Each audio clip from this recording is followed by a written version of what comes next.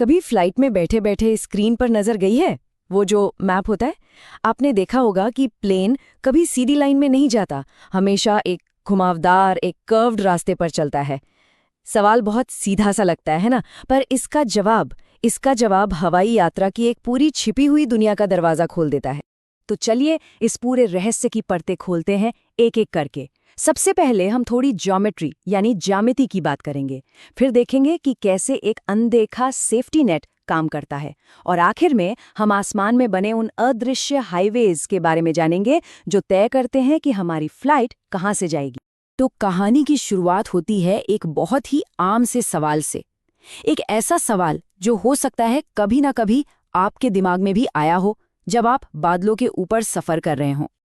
ये सवाल सीधा एक ऑनलाइन फोरम से उठाया गया है, और यही वो पहेली है जिसे हम आज सुलझाने वाले हैं। सवाल ये है कि प्रशांत महासागर को पार करने से पहले कुछ उड़ानें इतनी उत्तर की ओर क्यों जाती है। मतलब अगर किसी को डैलस से टोक्यो जाना है तो फ्लाइट सीधे जाने के बजाय अलास्का के ऊपर से क्यों घूम कर जाती है। तो उस घुमावदार रास्ते का जो पहला राज है ना, वो हमारी पृथ्वी के आकार में ही छुपा है। बात बस इतनी सी नहीं है कि एक सीधी लकीर खींचती और हो गया। इसका जवाब है एक कॉन्सेप्ट में जिसे कहते हैं ग्रेट सर्कल नेविगेशन। अब नाम सुनने में थोड़ा टेक्निकल लग सकता है, पर इसका मतलब बहुत सिंपल है। एक गोल पृथ्वी पर दो जगहों के बीच सबसे छोटा रास्ता ढूंढना। इसे समझने का सबसे अच्छा तरीका है ग्लोब पर धागे वाला एक्सपेरिमेंट। सोचिए, आपके सामने एक ग्लोब है।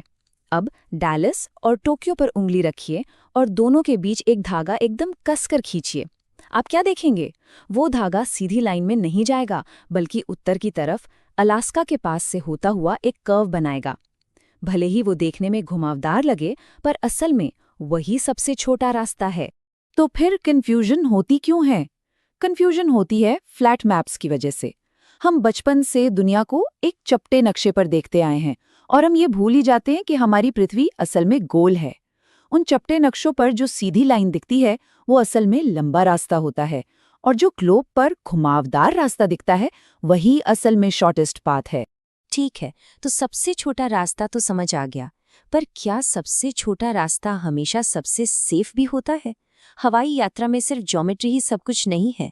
अब कहानी की अगली परत खुलती है, एक ऐसा अदृश्य सेफ्टी नेट जो ये तय करता है कि कोई प्लेन कहाँ और कैसे उड़ेगा। ये सवाल बहुत जरूरी है।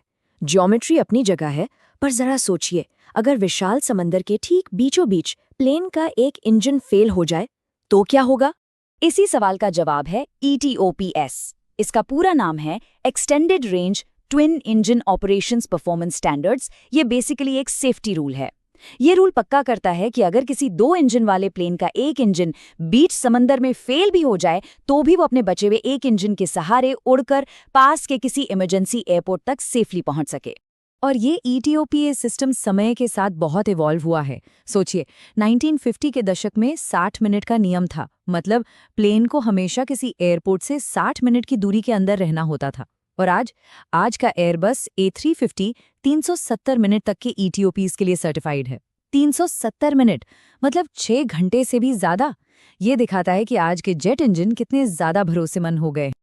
आज इस पर यकीन करना मुश्किल है, लेकिन 1980s में अमेरिका की जो एविएशन अथॉरिटी है FAA, उसके डायरेक्टर ने कहा था कि नरक में ठंड पड़ जाएगी, पर वो दो इंजन वाले प्लेन को लंबे समुद्री रास्तों पर उड़ने नहीं देंगे।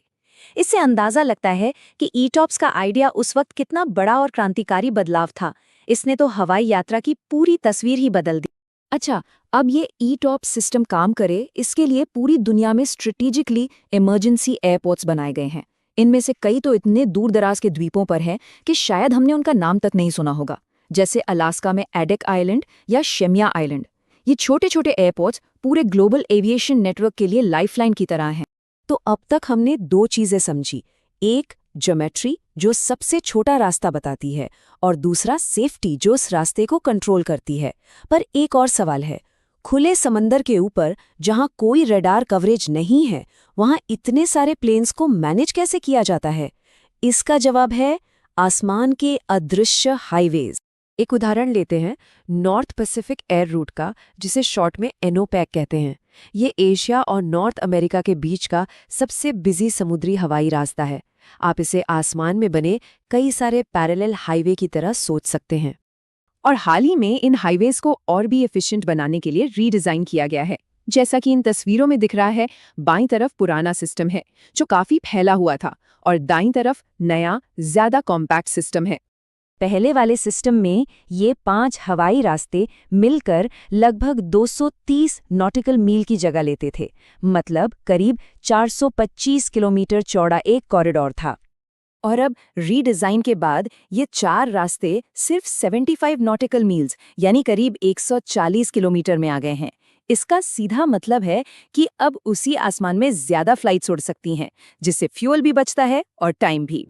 तो अब सारी कड़ियों को जोड़ते हैं। पहली बात, सबसे छोटा रास्ता एक ग्रेट सर्कल होता है जो हमारी गोल धरती के कर्व को फॉलो करता है। दूसरी बात, सेफ्टी सबसे ऊपर है, इसलिए ईटॉप्स नियमों के मुताबिक प्लेन को हमेशा किसी इमरजेंसी एयरपोर्ट की पहुंच में रहना पड़ता है। और जब ये दोनों चीजें मिलती हैं, यानी जियोमेट्री और सेफ्टी, तब जाकर एनोपैक जैसे ऑर्गेनाइज्ड एयर कॉरिडोर बनते हैं। यही वो अदृश्य हाईवे हैं जो हमारी आज की हवाई यात्रा को मुमकिन बनाते हैं।